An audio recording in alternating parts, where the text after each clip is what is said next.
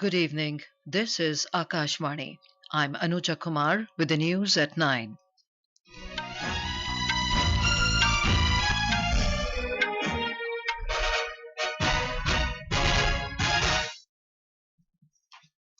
The headlines. Prime Minister Narendra Modi assures that government is strengthening agriculture sector with reforms aimed at improving lives of farmers. Government mandates public sector insurance companies to expedite claims of landslide victims in Kerala. Relief and rescue operations in full swing in rain affected areas of Himachal Pradesh and Uttarakhand. In Somalia, at least 35 people killed in suicide bombing and gun attack on a hotel in its capital, Mogadishu. And in Paris Olympics, Indian boxer Nishant Dev to lock horns with Marco Verde of Mexico in quarterfinals of men's 71 kg category tonight.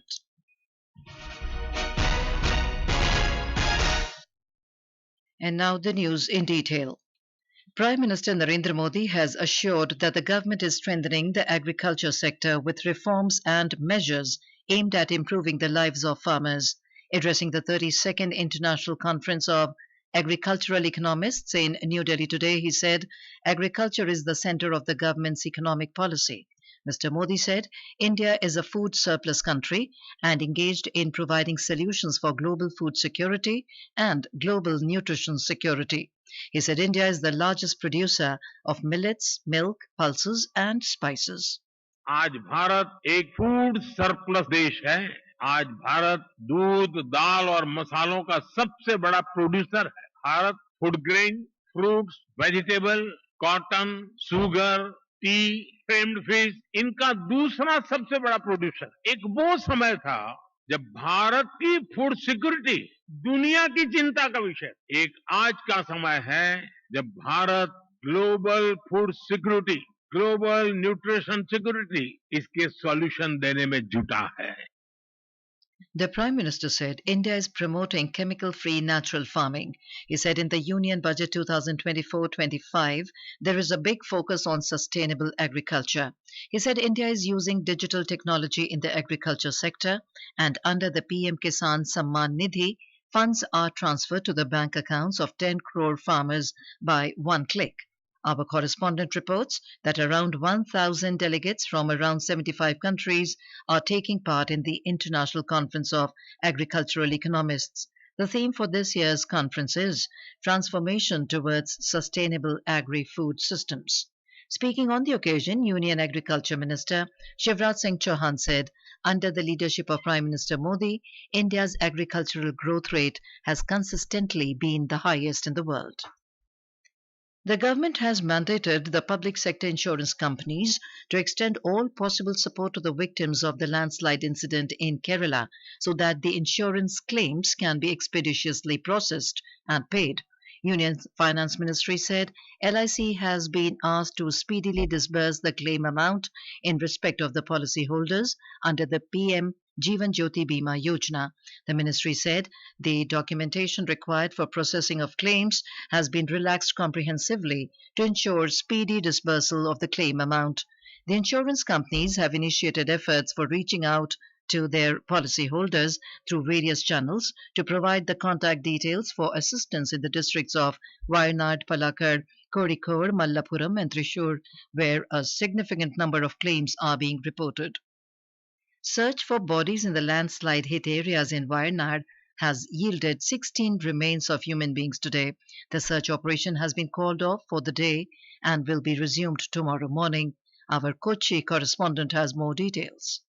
Chief Minister Pinarayi Vijayan today said the survivors will be rehabilitated in a safer place and a new township will be built for them. He said a rehabilitation package will be prepared soon. Over 10,000 people are staying in various camps in the region.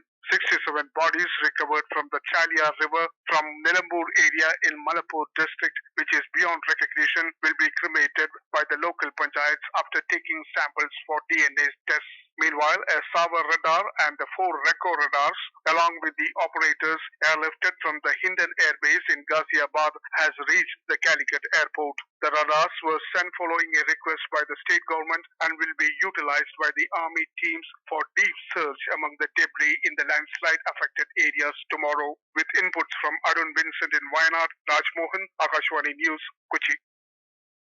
Relief and rescue operations are going on in the disaster affected areas of Uttarakhand. In a high level meeting held today in Dehradun, Chief Minister Pushkar Singh Dhami has directed senior government officials to expedite the relief operation. He asked for immediate repair of the damaged holes on the Kedarnath footpath to enable early restoring of traffic. Talking to media, he said the safety of pilgrims is the priority of the government. Mr. Dhami said the work of repairing roads and buildings damaged in the disaster is being done expeditiously. जो यात्री हमारे फंसे हुए थे उन सभी यात्रियों को निकालने का काम चल रहा है। 7,000 से भी ज्यादा लोगों को कल तक रेस्क्यू किया जा चुका है और जो भी लोग हैं उनको सभी को सुरक्षित स्थानों पर निकाल रहे हैं और रास्ते बनाने का काम भी तेज गति से चल रहा है। Meanwhile, relief and rescue operations continued for the third day today to safely rescue the pilgrims and locals stranded at various halts due to heavy rains in Kedar Ghati of Rudraprayag district to their destination. The search for 46 missing people in the 3 cloudburst incidents in Himachal Pradesh is still ongoing. According to the latest disaster management data, 33 people are missing in Samej of Shimla district and there has been no trace of them yet.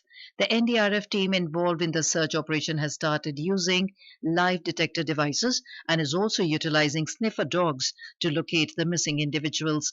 In Terang village of Padhar region in Mandi district, the search for the missing people continued for the third day today. 9 people are missing in Kullu. The search operations in Samej of Kullu, Mandi and Shimla districts are in full swing, covering nearly 85 kilometers to locate the missing people. Over 400 personnel, including the Army, NDRF, SDRF and local administration, are currently involved in the search operation.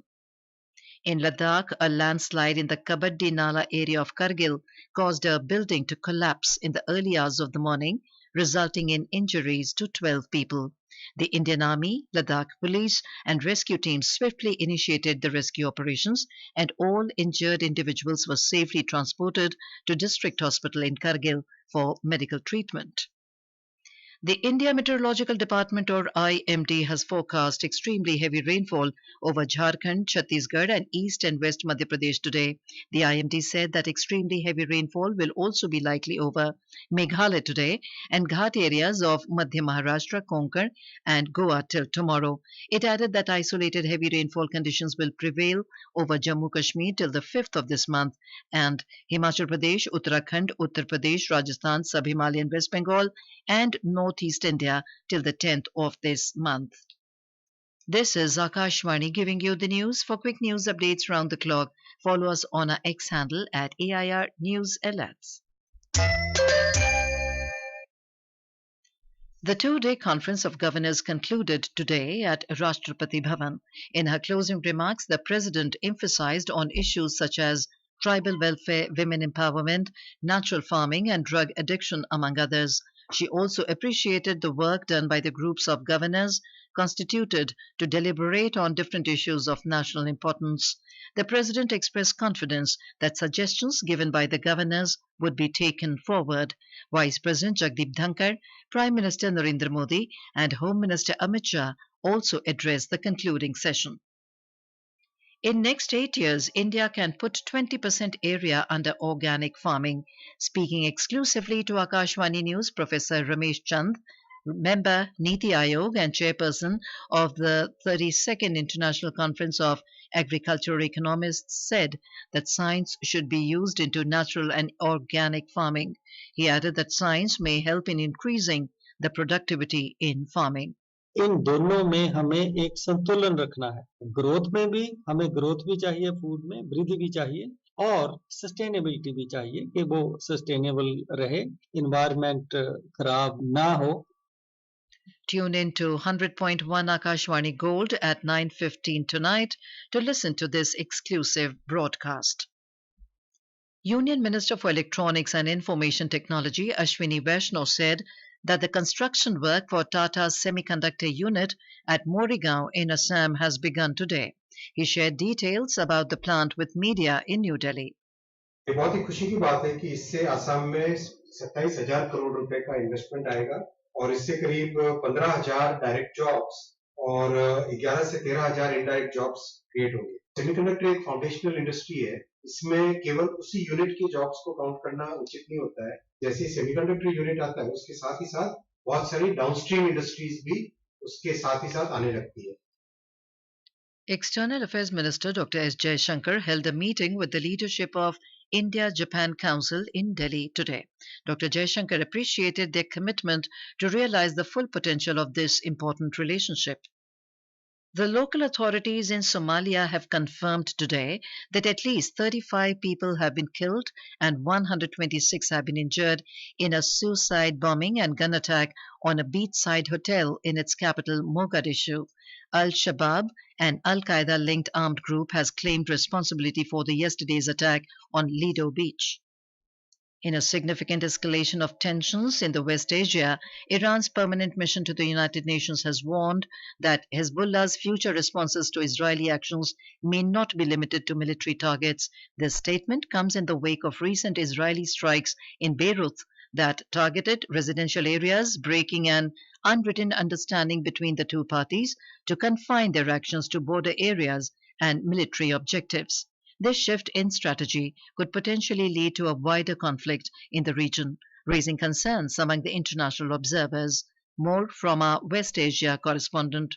The escalating situation has prompted Sweden to take precautionary measures. Today, Swedish Foreign Minister Tobias Billström announced the temporary closure of country's embassy in Beirut. The decision, initially set for August, may be extended depending upon the security situation. The recent killings of Hamas and Hezbollah leaders attributed to Israel have further heightened regional tensions amid ongoing Gaza war. In response to the growing instability, several major airlines have suspended flights to Israel and Lebanon. Global carriers including United, Delta, British Airways, Swiss, Lufthansa and Air India have announced cancellation of their flights to the region. Vinod Kumar, Akashvani News, Dubai. On to sports. In Paris Olympics, Indian boxer Nishant Dev will lock horns with Marco Verde of Mexico in quarterfinals of men's 71 kg category tonight. More from our correspondent who is covering the Paris Olympics. You believe that we can make some magic happen, say yeah. Yeah. If you believe that we can make some magic happen, say yeah. Yeah.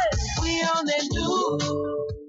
Manu Bhaker stood on the cusp of history once again, having rewritten it twice in these Olympics already. Alas, for once she faltered as she came second best in the shoot-off for the bronze medal in the women's 25-meter pistol event today at the Châteauroux range to Hungary's Veronika Major to finish fourth by the narrowest of margins. Manu goes home with an unprecedented haul of 2 bronze medals. This just gave me, motivation to work even harder for the next one. So I'm going home with 2 bronzes and lots of motivation for the next one. JJ Yang of South Korea won the gold. French woman Camille Jadreze-Juiski won the silver. There were more heartbreaks in store at the archery arena back in Paris. 2 women archers, former world number 1 Deepika Kumari and youngster Bhajan Kaur were in action in the women's individual event, having won their first 2 matches earlier with aplomb. While Bhajan lost a narrow shoot-off in the round of 16, Deepika strode into the quarterfinals and was up 4-2 in the match against Korean teenager Nam Soo-hyun, but shot inconsistently in the next 2 sets to go down 4-6 and bow out of her 4th Olympics. If Nishant Dev wins his boxing quarterfinal bout in the 71 kg category against Marco Verde of Mexico, he will assure India of their 4th medal at the Paris Games. Today, Indian golfers Shubhankar Sharma and Gagandeep Bhullar are competing in the 3rd round of the men's competition at Le Golf National, while in Marseille, Netra Kumaran and Vishnu Sarvanan are taking part in sailing. This is Shaurya Chaudhary reporting for Akashvani from Paris.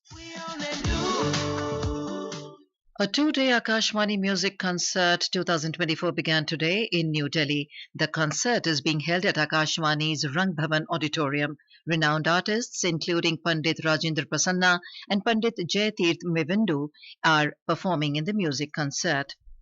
And now, before we end the bulletin, the headlines once again. Prime Minister Narendra Modi assures that government is strengthening agriculture sector with reforms aimed at improving lives of farmers. Government mandates public sector insurance companies to expedite claims of landslide victims in Kerala. Relief and rescue operations in full swing in rain-affected areas of Himachal Pradesh and Uttarakhand. And in Paris Olympics, Indian boxer Nishant Dev to lock horns with Marco Verde of Mexico in quarterfinals of men's 71 kg category tonight. That is all in the news at 9. Good night.